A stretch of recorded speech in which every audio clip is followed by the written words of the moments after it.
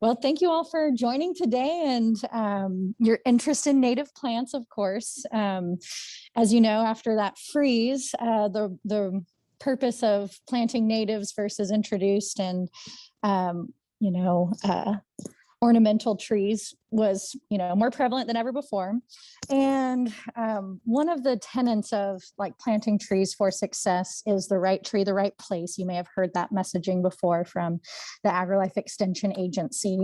And y'all have a really unique feature here in the Llano Uplift. It can arguably be considered part of the Edwards Plateau, but there are some unique features, and a big aspect of my presentation today is going to be assessing your site, understanding what kind of environment you have, whether you're reforesting your ranch where there's, you had oak wilt and you need to repair the forest communities there, or if you're in a neighborhood and you have enough room for one tree to be your very favorite shade tree. The trick is understanding your site, what kind of soils you have, and what trees do well in those habitats. So we'll kind of get started with the overview of the presentation. Here is going to be ecological regions, native tree selection within those ecological regions, tree planting kind of how-tos and tips for choosing a good stock, and other forest health considerations regarding what you can do to impact the trees in a positive way. So the Llano Uplift, as you know, is like a really unique metamorphic feature. You've got your granite stone, some glades where there's really sparse herbaceous cover, but the importance of these microclimates where, as you can see, this is taken from Inks Lake, there are little areas where maybe on the eastern facing slopes, you get some woody vegetation, you get some accumulation of biomass with these little, where the water flows and water draws. So those are really where you see the greatest diversity of species here. Common trees that you may find out here is going to be blackjack oak, plateau live oak, post oak, black hickory, cedar elm, mesquite, ash juniper. And so those are kind of like the primary woody species that you'll find in these upland areas. Here's a little map that kind of displays where you find the live oak woodland within the Highland Lakes area. And it goes beyond just Burnett County. And so there are aspects of this group where some of y'all may be in Lampasas, some of y'all may be in Llano. It's a region that spans a pretty, large area. So you're going to see edge effects where, you may be right on the edge of the acidic Llano uplift soils, and you have a little bit of the cross timbers or a little bit of your Edwards Plateau. So these distinctions are not as cut and dry as political boundaries. So you can sometimes play around with, what exists in the cross timbers. You may be able to try in the Llano uplift, but of course, as long as they stay to Texas natives, you're going to have a greater success, and you're going to have fewer health issues down the line if you're choosing a tree for the right spot. Edwards Plateau is a little bit more steeper slopes. It is alkaline soils. You get a little bit more acidity in the Llano uplift. And the Edwards Plateau is pretty much dominated by live oak and juniper uplands, Spanish oak or Texas red oak. You'll get cedar elm, honey mesquite, bald cypress in those cool springs. So the trees exist on these slopes and water draws. That's where you're going to find the greatest woody species instances. Yes, that sounds good. I'll turn it like this if that helps. So here's an example of the extent of the Edwards Plateau. So you may see that trees that exist, or another plant species that exist in the Edwards Plateau, technically, if they're on that western area, you may get a little bit more of that West Texas edge and some of that Trans-Pecos area. As you go closer to Central Texas, you may be able to see a little bit of the post oak savanna or the cross timbers on the north. So again, regionally speaking, if you look for plant lists that are just for the Edwards Plateau, you can play around with, if you're a little bit north, or if your soils are a little bit deeper, you could get away with, some things that you can get plant with in the bottomland area. So I just kind of wanted to emphasize that the edge effect is where you're going to find really great diversity of species. And that's typically what my management style is to encourage the most types of species. I don't want only live oaks on my property. I want to have as many different species as I can for resiliency to events. Here's a little bit of the cross timbers. It's a little bit more slow, rolling plains. Still have your alkaline soil, but you get a little bit more sandy loam in some instances. And similarly, post oak, black oak, live oak are all species that you'll find in this ecosystem. So this will be north of the Lampasas River, kind of in that region where you can find this this ecosystem. Perfect example of that there. So furthermore, beyond just your ecoregions, you can kind of split this up into upland savanna, you get your rocky slopes, and also bottomlands or riparian areas. And so you'll see different tree species that exist solely in the upland. Some of these tree species you can see from the upland, the cliff sides, and also in the riparian areas. But if your site is upland and is exceptionally dry, if you have your house on the top of the hill, there are some species that are just not going to be happy up there unless you have a modified system where your bald cypress has really frequent watering. It may not be the best tree to put on the very top of your slope. So that's kind of the emphasis of this section here. So in the uplands, you have to account for every drop of water wants to go downstream and does not want to sit in that area. You're going to typically have really high exposure to western sun if you, not only western sun, but also any of these winds that come through. So that'll continue to dry out soils, which contribute to the dry, this dry area. A lot of trees, especially live oaks on the upland slope, I will see them be extremely small. That's related to the water availability. But a tree that maybe has a 10-inch diameter on an upland slope may be the same age as a tree with a 30-inch diameter in the creek. It's just a matter of water availability and how fast it's able to grow. So you typically see stunted growths on those upland areas. And historically, the upland savanna is a mosaic of both woodlands and grasslands. So you have lots of trees that are separated by your native grasses. Again, talking about that edge effect, if you have a savanna, a vast grassland, reaching a wooded, shaded kind of thicket, you see a lot of diversity at that edge. And so that's where you can get some species that really don't exist in full sun. They have partial sun. So that's a really beautiful thing to work with if you have an upland area.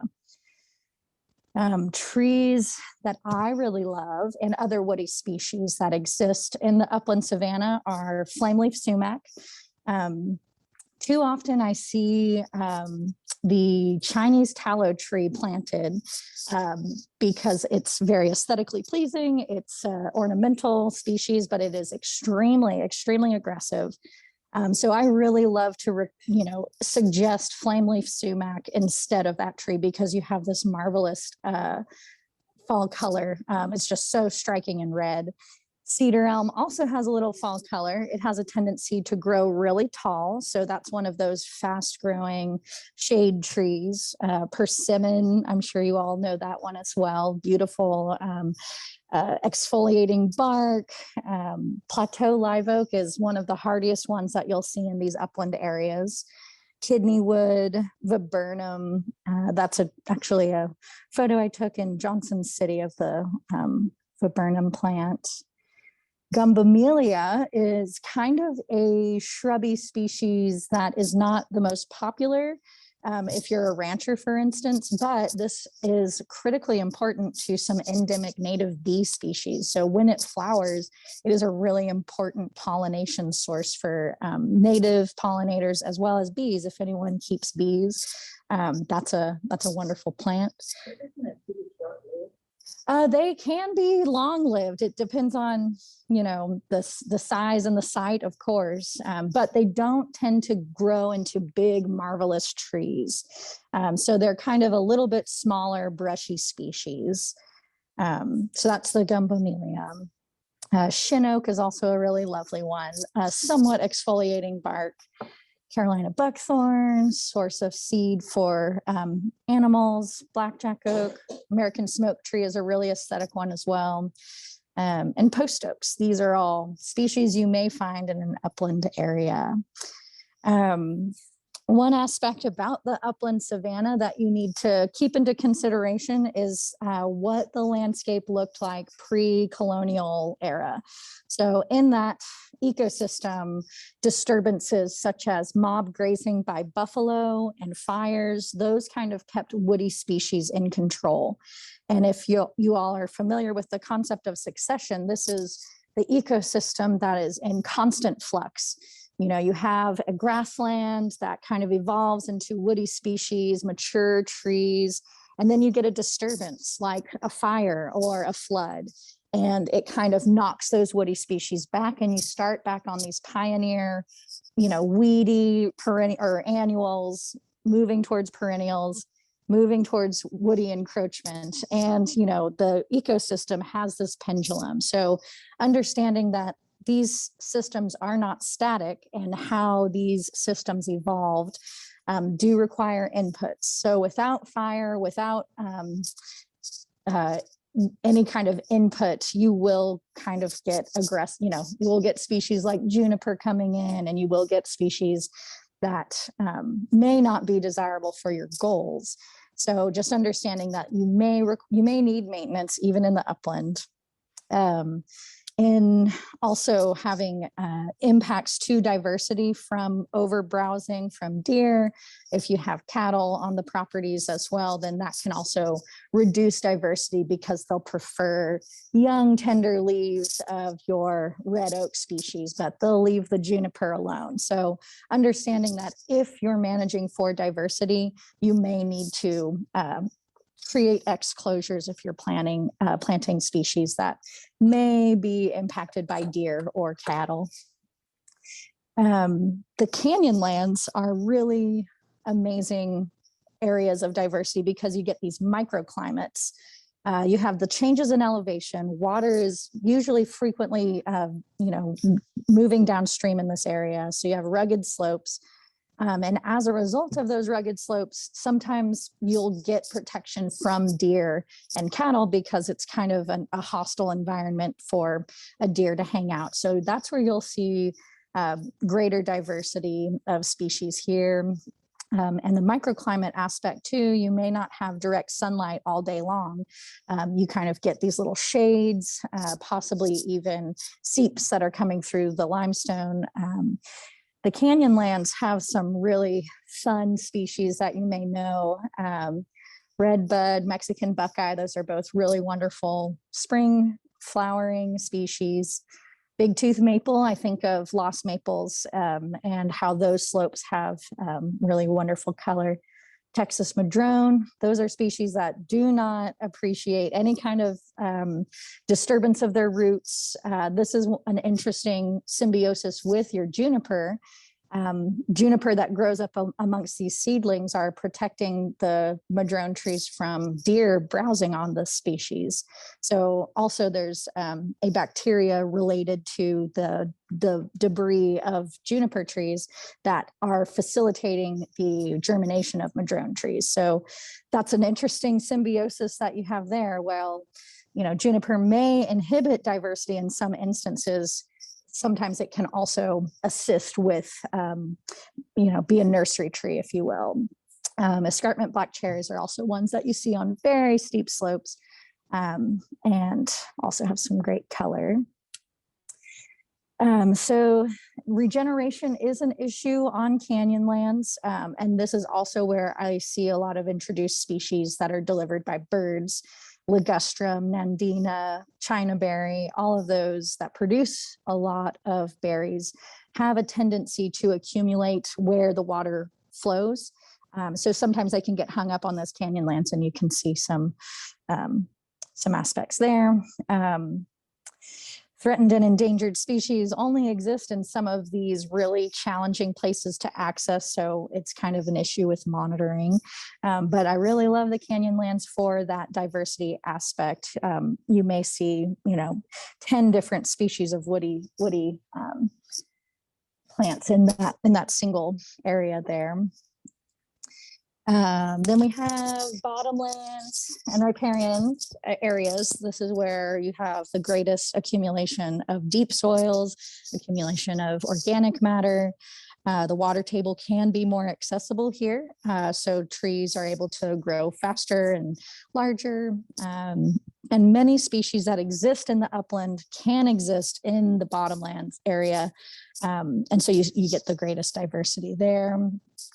Species that appreciate deep soils are going to be your Eve's necklace, bowdark, box elder, maple. Of course, pecans, those are the ones that, pecan bottomlands is almost an ecosystem of its own because they really do need that deep water. They have pretty high water needs. Mexican plums also appreciate the deeper soils.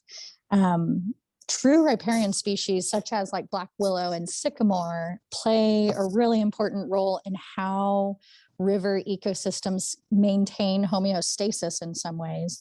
Well, that's kind of an oxymoron because they're also constant moving.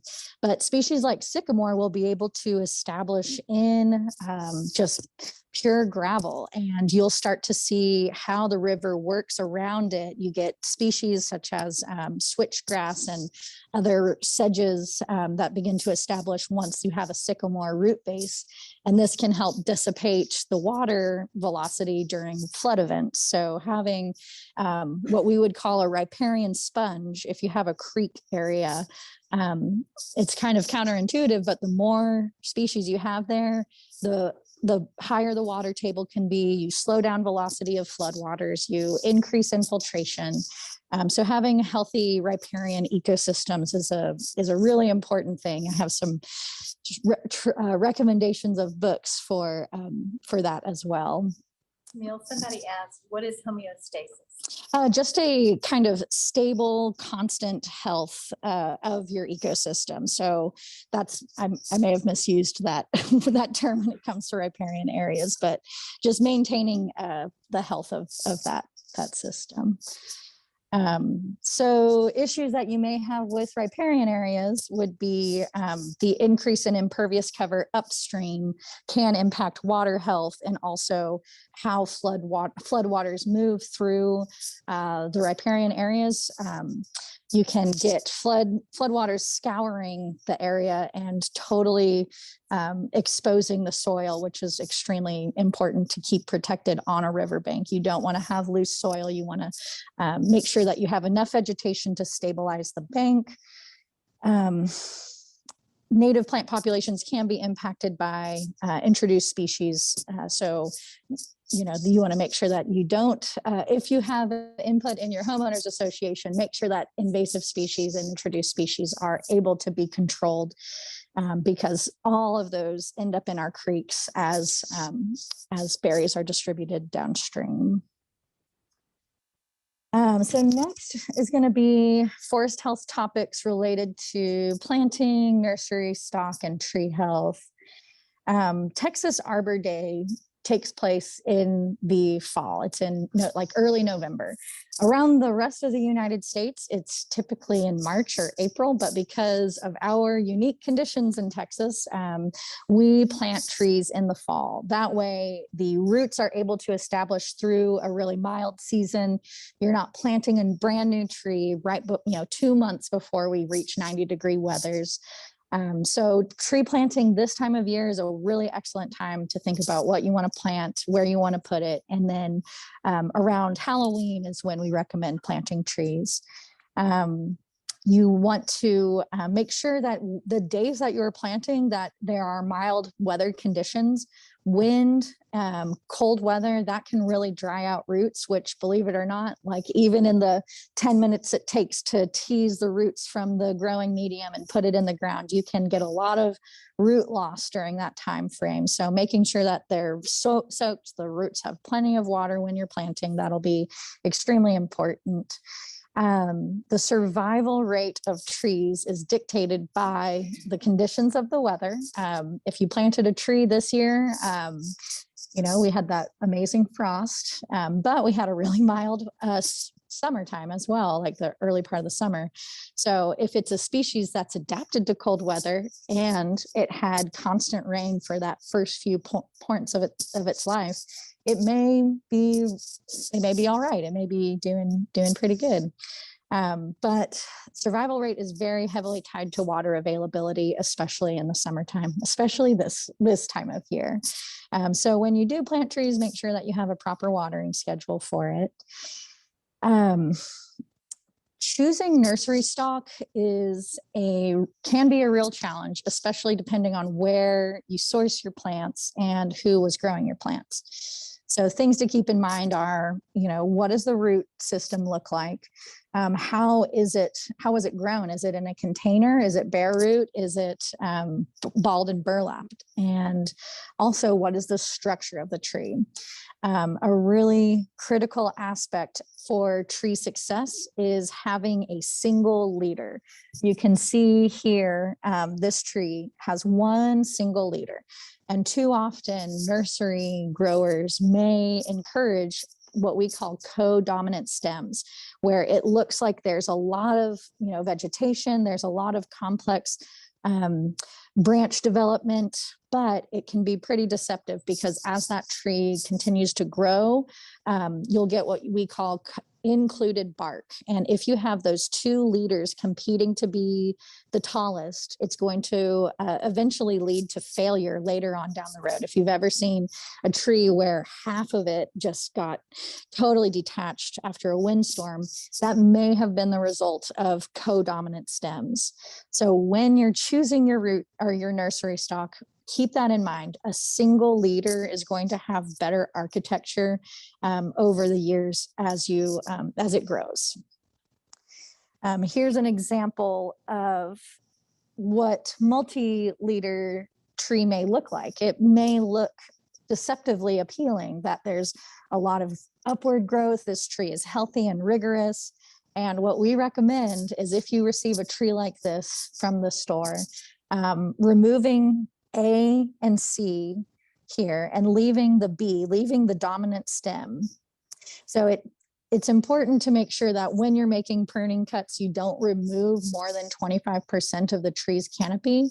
It's comparable to if in the middle of the summertime you were told you need to, you know, reduce your AC unit by 25%. I would not be very happy about that. So consider the solar panels of the tree, the foliage. So don't remove more than 25%. But when it comes to making sure that you don't have these competing leaders, you can make some subordination cuts and make sure that there's only one leader when you first plant it. So it's easier to make that cut now than it is in 10 years. If y'all are unfamiliar with the 3-cut method, this is something to keep in mind. If you have a high weight bearing limb that you need to remove, making this first cut A is going to make sure that bark does not strip down if there's a massive amount of weight as you're removing the bulk of the branch. So you make the undercut first. Use the second cut is B, where you're removing the bulk. And after that point, you can remove right at the branch bark ridge there. Pruning in and of itself is a whole subject. So I'd be happy to revisit that later on when it's time. It's so how to make proper pruning cuts and to make sure, oh my gosh, I might have to oh my gosh, I'm gonna grab my charger real quick. Excuse me. That went fast. So the photos here show a few kind of improper pruning cuts that we see all too often. Tipping, or what we in the tree industry call crepe murder, often happens because some species of trees have their new growth produce flowers. And so cutting and pruning that tree annually encourages those blooms. But you kind of get some really cranky looking cuts that what we would call epicormic growth, or it's a stress growth, when the primary meristems no longer are alive and you get your secondary shoots that are really a stress response. So when the tree is making those shoots, it's often indicating the tree is in poor health and it's struggling to receive enough energy. C there shows the bark ripping, which is why that 3-cut method is important to practice. Flush cutting is cutting directly in line with the trunk, and that produces a larger wound than necessary. The surface area that can invite infection comes in. It's increased, and it's that much more surface area that the tree has to grow over to recover. And then stub cutting is not very attractive, and it also has a little bit, can encourage this tipping kind of effect where the epicormic growth can return on a stub rather than a proper branch bark cut. So it's best to prune trees during the winter. This is because the branches not only have the foliage on them, which is important for nutrients and energy accumulation, but the tree also stores carbohydrates in the branches. And so in the wintertime, it begins to send its resources to the roots to establish roots during the winter. So that's the best time to prune your trees is during winter dormancy. Of course, if you have a branch that's at risk of falling or damaging your home or injuring someone, don't wait until the winter to address that. But at least for the tree's health, that's the best time to make your pruning cuts. When it comes to choosing roots or nursery stock, I wanted to share with y'all something that can really impact the trees later on down the road. This is what we call girdling roots. When trees are grown in containers and are not stepped up as they mature, you get this effect where the roots are curling and circling, seeking more nutrients and seeking more development, and they end up being extremely root bound. And later on down the road, you see this mature tree that fell down and its roots never exceeded that original container. So when you are choosing your trees, make sure that you are aware of looking at the root system. If you have this encircling, girdling root right here, that can permanently inhibit the tree's ability to put on new layers of growth. And that can essentially suffocate the tree. It can prevent the vascular system from delivering nutrients up to the foliage and also down to the roots. So if you experience, or if you are given a tree or you have a tree that has this kind of situation, you can absolutely prune those roots to reduce the girdling. What you want to encourage when you're planting is kind of like a bike spoke, where you have the roots are reaching far and have plenty of room to exceed and go beyond the original hole that you dug for the tree. So if you have the option, do not choose one of these trees. I unfortunately have seen plenty of trees in Home Depot where they just fell right on over. You know, they had no ability to establish stabilizing roots.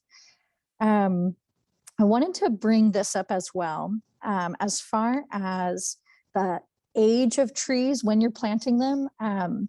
This kind of indicates that a smaller, younger tree is able to put on more growth than a mature tree. So if you were to spend several $100s on a 14-foot oak tree, it may have slower growth rates because its ability to transplant and transport into its new environment versus a younger tree right here.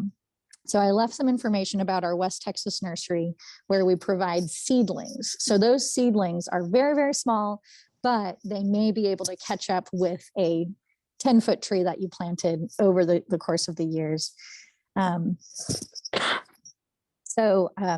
The A up here indicates a transplanted root ball and shows how its growth is exceeding. And then the B is also kind of showing that as well. I'm sorry, what was B? B is a transplanted root ball that is younger, so it's able to move faster. Things about proper planting.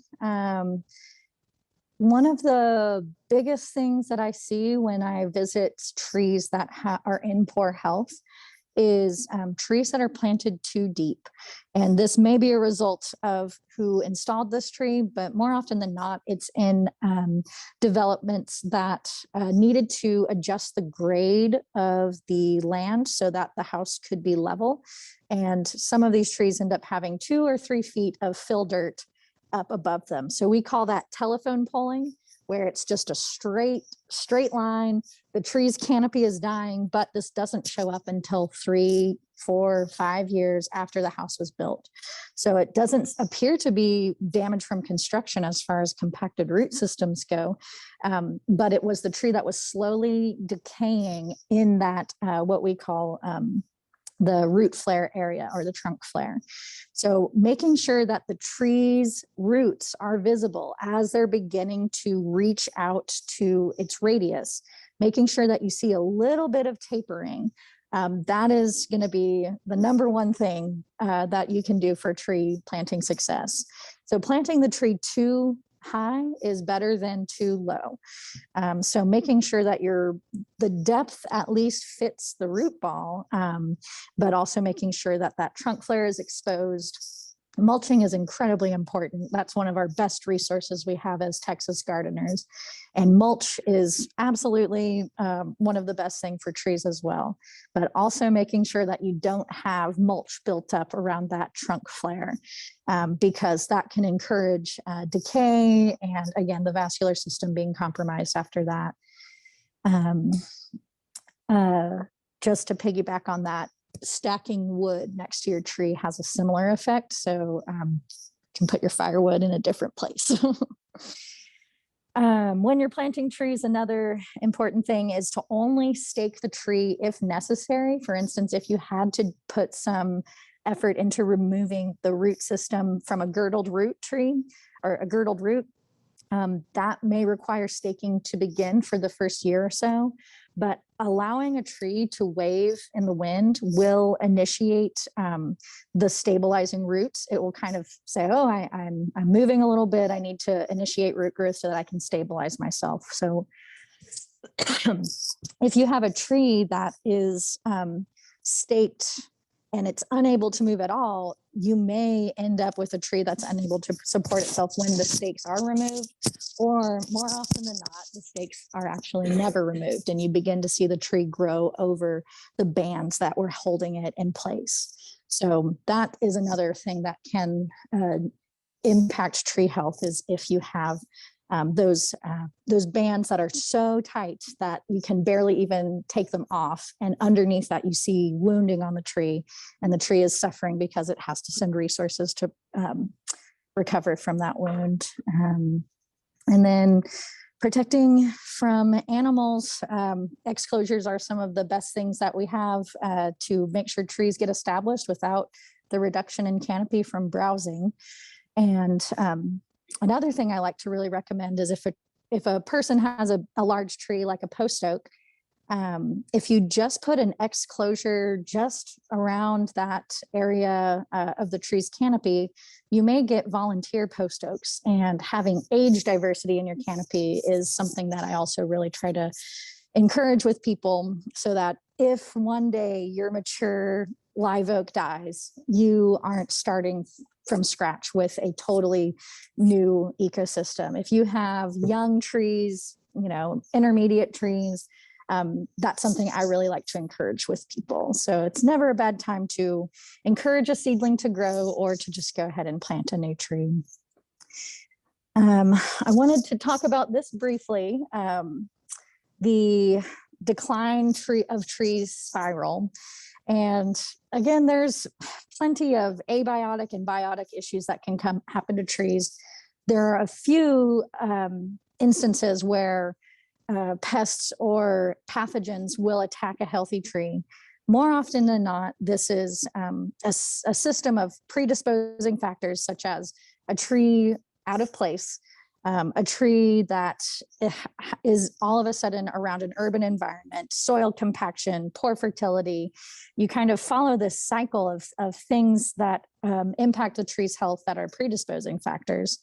Then you have inciting factors, such as a defoliating insect like your oak leaf roller, or the lawnmower cutting over the bark, or string trimmer causing wounding on the tree over time.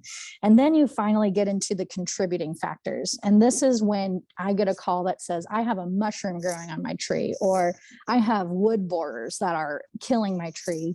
And there are a few things that, like I said, will kill a healthy tree, but typically, if there is an infestation of bugs, any kind of boring insect on your tree, typically that is not the cause. You can't just necessarily treat the bugs and the tree will be saved. The fact is, it was, a lifetime of stressors, predisposing, inciting, and contributing that led to the decline.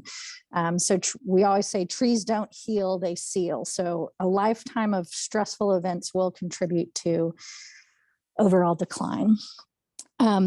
These two are the major instigators, what we would call primary pathogen or primary pest, that do kill healthy trees. Oak wilt is one that y'all are all probably very familiar with. And a healthy tree can die from oak wilt, rather than a healthy tree that's able to resist the Tuberculosis foliar infection. Emerald ash borer is one that will defoliate healthy trees. When it's infested, the tree becomes girdled because of the borers in that instance. And normal tree resilience doesn't apply to these primary pathogens. So there are ways to treat individual trees for both of these. And a big part of our messaging to combat these pests are diversify your canopy.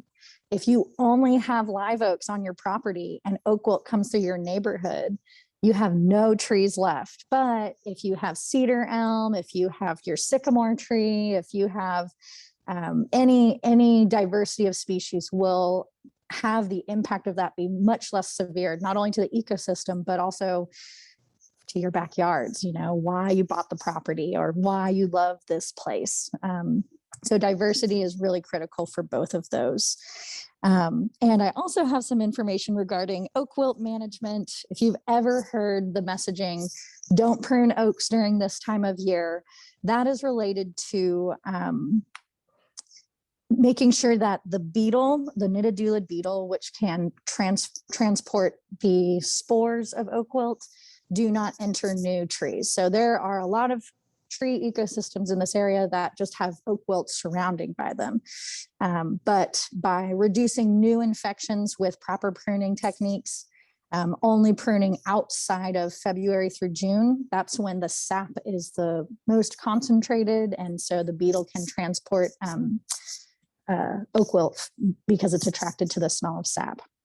So there's more information on that. And if you ever have any concerns about oak wilt, our agency is a resource to help with, identification, mapping it out, and also creating an action plan of whether we're going to recommend trenching or if we're going to recommend injection. So we are a resource available to assist during those kind of concerns.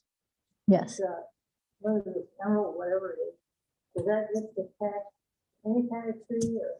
It's specific to ash trees. So any in the ash family are susceptible, whether it's a native ash tree.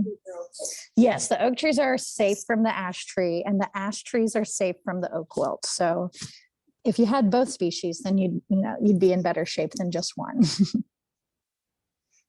And then one other aspect is why plant trees, I personally really appreciate the native grass ecosystems and the tree ecosystems. They're symbiotic, but planting trees is, something that with studies, there are so many incredible benefits. So I love this infographic and this organization, which has created Healthy Trees, Healthy Lives, and scientific studies that show that the positive impacts of trees. So over here we have trees absorb pollutants so you can breathe clean air, helps your brain release serotonin and boost your energy and mood. Clean air also impacts cognition, and people have better cognitive abilities when they're not experience high pollution in their daily, lives. Being in and around trees help boost your body's immune system, boost disease fighting cells to act faster. Being able to see trees while you're recovering from surgery, whether it's through a hospital window or if you're able to visit a park, it increases your pain thresholds and your recovery time increases. Shade reduces exposure to UV rays, helps relax, restore your mind, and reduce your blood pressure and your heart rate. Getting people outside, walking, other outdoor activities. It can reduce mental fatigue, increase kids' performances in school if they have access to trees. Birth weights of newborn babies are larger with trees. I thought that one was really interesting. And you can reduce the heat impacts. Trees can reduce temperatures by 20 degrees. So all of those are wonderful resources that trees can provide. And so in order to choose, we went through trees that are good for this area, depending on what you're, if you're an upland or bottomland, figuring out what your soils are. The Native Plant Society has really great resources on what types of trees and other plants are specific to your region. So there's a Highland Lake document that shows all of the, and y'all are the experts here, so you're well aware of the good resources out there. But I really love the Lady Bird Johnson Wildflower Center also has, ecosystem types, plants for the cross timbers, plants for the Edwards Plateau. So yeah, I think making sure that you are inspired to plant trees. We're a resource that are available to help you decide what trees to plant and how to plant them. And yeah, that's about it.